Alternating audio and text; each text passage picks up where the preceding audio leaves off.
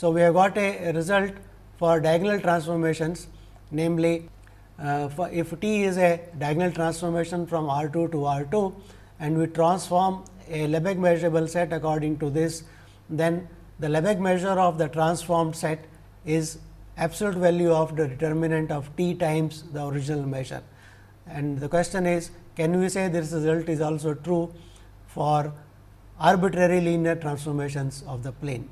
And we are going to prove yes, that is true. It is this result holds for all linear transformations in R 2. So, that is what we want to prove, the theorem. So, the theorem says for all linear transformations in R 2, one can say that the Lebesgue measure of the transform set is determinant of the absolute value of the determinant of T times the Lebesgue measure of E.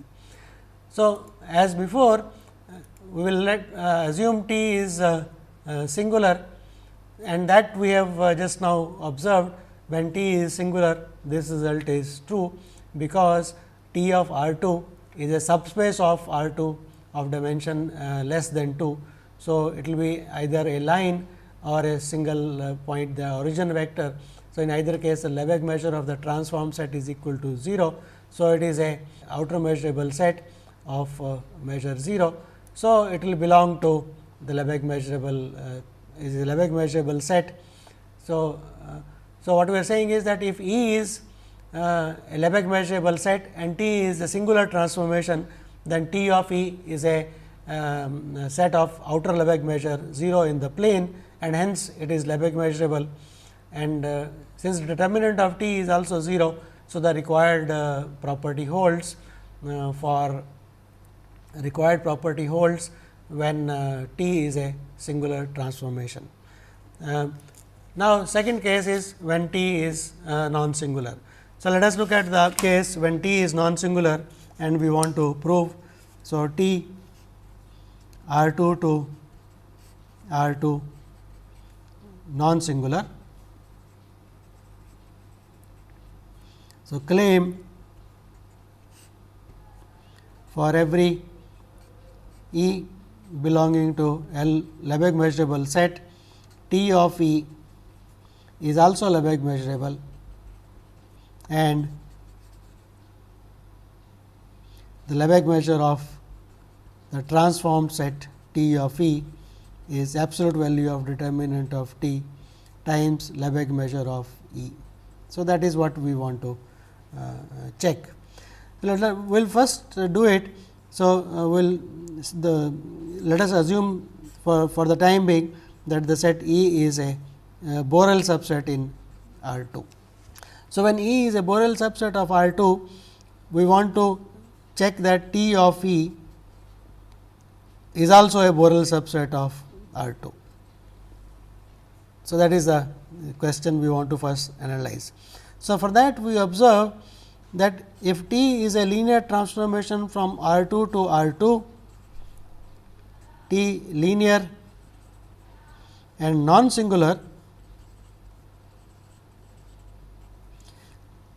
that implies the non-singularity implies T is bijective.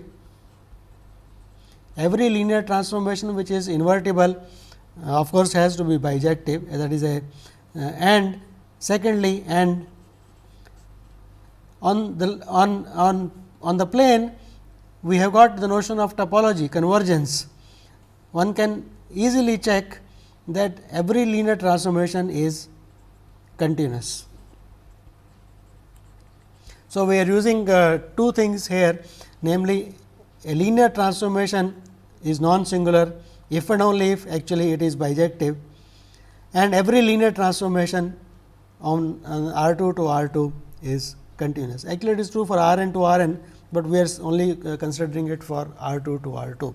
So, T is continuous. So, not only T is continuous, the inverse map bijective T inverse is also linear and hence continuous. So, any non-singular linear transformation T from R 2 to R 2 is a continuous map, and the inverse also is a continuous map. Once that is true, let us so let us take a set U contained in R 2 and U open. So, that will imply T of U is open, because T is T inverse is continuous. So, that means this implies that T of U is a Borel set in R 2. So, what we are saying is, if I look at the collection of all subsets, all Borel subsets in R 2, such that the image is a Borel subset in R 2, then this collection A includes. So, open sets are inside this collection A, and it is easy to check that. So, easy to check that this collection A is a sigma algebra, basically because B R 2 is a sigma algebra and T is a bijective map. So, A is a sigma algebra. So, that will imply that for that this collection A is actually equal to B R 2. That means, so that is for every set E which is a Borel set in R 2, implies T of E is also a Borel subset of R 2. Okay. So, T preserves the collection of all Borel sets. So, now let us T is a map from R 2 to R 2. So, let us define. So, for every set E which is a Borel subset of R 2, let us define a new measure mu of T as follows: mu T of E is equal to Lebesgue measure of the set T times E. So, let us define. So, the claim 1 that mu T is a measure, that is easy to check, because so what is that is easy to check, because if I take the disjoint union of sets E I 1 to infinity and then look at mu T of that. So, that is going to be lambda of T of the disjoint union of the sets E I of these sets. And now, let us observe that T is a 1-to-1 onto map. So, T of the union is going to be union of. So, it is a disjoint union of T of E I equal to 1 to infinity, and lambda being a measure, this is equal to sigma I equal to 1 to infinity lambda R 2 of T of E I, and that is same as saying, this is same as the summation I equal to 1 to infinity lambda R 2 of T of E I is mu T of E I. So, that proves the fact that mu T is a measure. Okay. The second property we want to check for this measure mu T is that mu T is translation invariant. So, let us check that second property, that mu T is translation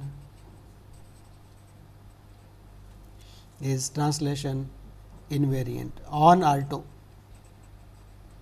So, that means what? Let us take a Borel set in R 2 and let us take a vector x in R 2 and look at the vector E plus, let us look at the set E plus x. So, that is a translated set. So, mu T of this set is equal to, by definition, lambda R 2 of T of E plus x, but T is a linear transformation. So, that implies T of E plus x is just T of E plus T of x. So, that is a consequence of the fact that T is linear. So, that will imply, and Lebesgue measure being translation invariant, that says this is lambda R 2 of T of E, and that is same as mu T of E. So, that is same as mu T of E. So, that proves that mu T is a translation invariant measure. Another fact about this measure, let us write as the third property. Let us take the set 0 1 cross 0 1, which is a Borel set. Let us call this set as S, the square in the plane. That is of course, a closed set cross a closed set. So, that is a closed set. So, it is a Borel subset in R 2, and mu t of this set S is equal to lambda R t of the Lebesgue measure of t of this mu t is t of 0 1 cross 0 1. Now, let us observe t of 0 1 cross 0 1, and now let us observe that t of 0 1 cross 0 1, the observation is that this is a bounded S is bounded, and hence t of S is also bounded. It is also a bounded set, and of course, its Lebesgue measure is positive with positive measure with Lebesgue measure Lebesgue measure of R 2 T S being positive, and being bounded, it has to be finite. So, that implies that the measure mu t of S, the measure of mu t of S is the measure mu t of S is positive, is bigger than 0 and less than infinity. So, these three properties of the measure mu t, let us look at what are the three properties of the measure mu t that we have proved. One, so we defined the measure mu t of E to be equal to lambda R 2 of t of E, and we said first of all it is a measure, that is one property that we proved. The second property we proved, it is translation invariant, and the third property we proved that there is a set of finite positive measure with respect to mu of t. So, all these three properties by the uniqueness of the Lebesgue measure in R 2 implies that mu t of a set, every set E has to be equal to a constant multiple. So, that is C of t times constant multiple of the Lebesgue measure of E for every. So, implies there exists a constant C of t bigger than 0, such that for every set E which is a Borel set. So, this is where we are using that the Lebesgue measure is essentially the only translation invariant measure on the plane.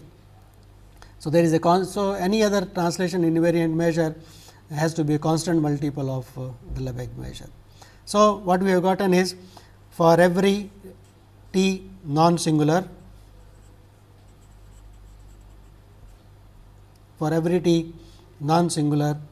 there exists a constant C of t such that Lebesgue measure mu t, which is nothing but the Lebesgue measure of the transformed set T of E, is equal to the constant multiple C times T of the Lebesgue measure of the set E. So, this is the property that we have established, that for every linear transformation, the transformed set T of E will be a Borel set, and its Lebesgue measure will be a constant multiple of this. So, that means, this gives us a map. So, hence we have for every non-singular linear transformation, we got a constant C of t for every t non-singular.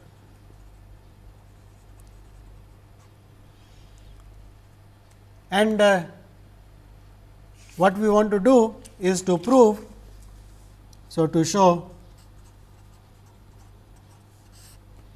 that C of t is equal to absolute value of determinant of t for every